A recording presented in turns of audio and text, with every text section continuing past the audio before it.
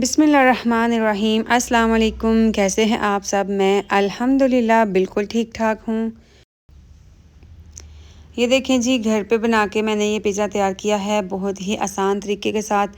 तो चलिए time waste किए बिना अपनी रेसिपी को स्टार्ट करते हैं। तो यहाँ पे सबसे पहले मैंने डो को जो है वो राइज़ करना है। उसके लिए मैंने 4 कप मैदा लिया है और ये मैंने छान के लिया है।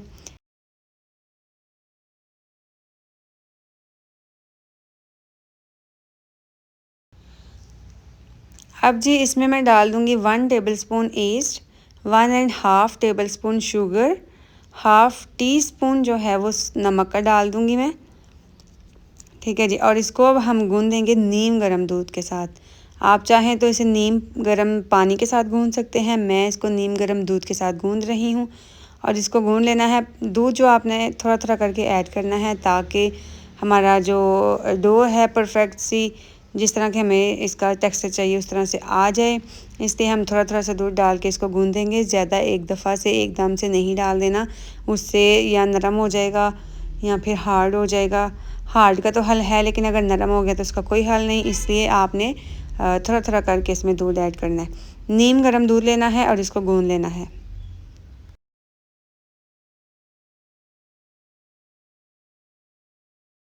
चलें जी, जब आटा ये गूँध चुके हम लोग तो फिर हमने क्या करना है कि इसको राइज़ होने के लिए 1 घंटा रेस्ट देनी है। उसके लिए मैं इसको निकाल दूँगी एक दूसरे बाउल में।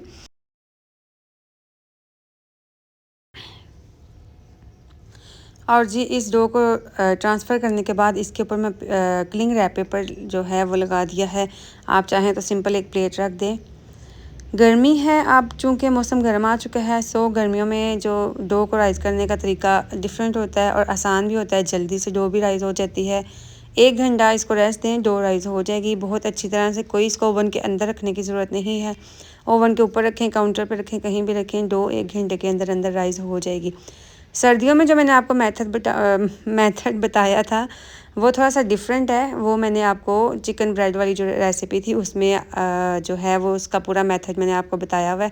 आप वहाँ पे देख सकते हैं। गर्मियों में डो राइज़ करने का तरीका आज मैंने आपको इस वीडियो में बता दिया।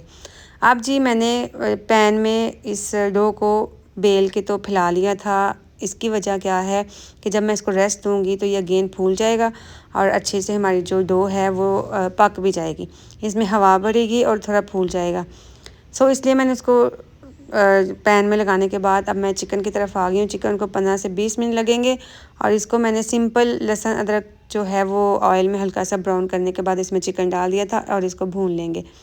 साथ ही हम इसमें डाल देंगे जी नमक, मिर्च और हल्दी, चिली फ्लेक्स, ऑरिगेनो। ये सब चीज़ें डालने के बाद भी आपने क्या करना है कि इसको 10 से 15 मिनट तक के लिए भूनना है। ऑयल आपने बहुत कम यूज़ करना है, ठीक है?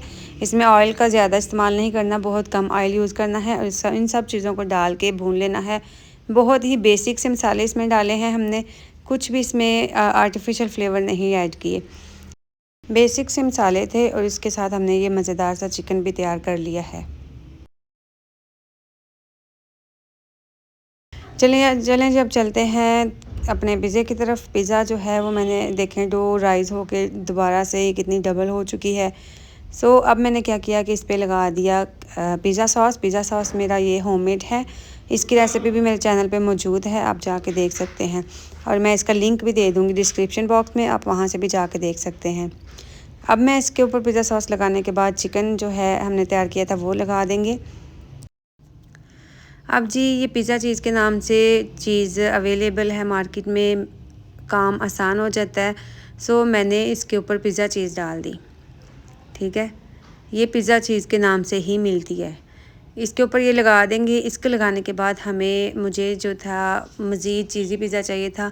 सो मैंने इसके ऊपर इसको मज़ीद इसका टेस्ट बढ़ाने के लिए चेडर और मोज़रेला चीज़ दोनों चीज़ मैंने श्रेड कर ली थी और इसके ऊपर वो भी डाल दूँगी, ठीक है? पहले मैंने पिज़्ज़ा चीज़ की लेयर लगाई, फिर मैं इसके ऊपर श्रेडिड ये लगाऊंगी मोज़रेला और चेडर, दोनों चीज़ मैंने ये भी श्रेड करके इसके ऊपर लगा दूंगी। इसके बाद जी अब हमने इसके ऊपर अपनी मनपसंद सब्ज़ियाँ लगानी है। मैं यहाँ पे लगाने वाली हूँ प्याज और शिमला मिर्च। प्याज और शिमला मिर्च लगाने के बाद मैं इस पर डाल दूँगी ऑलिव्स। ब्लैक ऑलिव्स मैं यूज़ कर रही हूँ। आप ग्रीन कर सकते हैं, आपका जो दिल करता है वो लगा दें, नहीं तो स्किप कर दें। ठीक है, मैं यहाँ पे ब्लैक ऑलिव्स लगा दूँगी। इसको जी अब बेक कर लेंगे 170 डिग्री पे 25 टू 30 मिनट, या फिर आप 180 डिग्री पे करेंगे तो इसको 30 टू 35 मिनट्स के लिए बेक कर लेंगे। बेक करने के बाद ये इसकी लुक आई है। अल्हम्दुलिल्लाह बहुत ही मज़ेदार सा पिज़्ज़ा बन के तैयार है।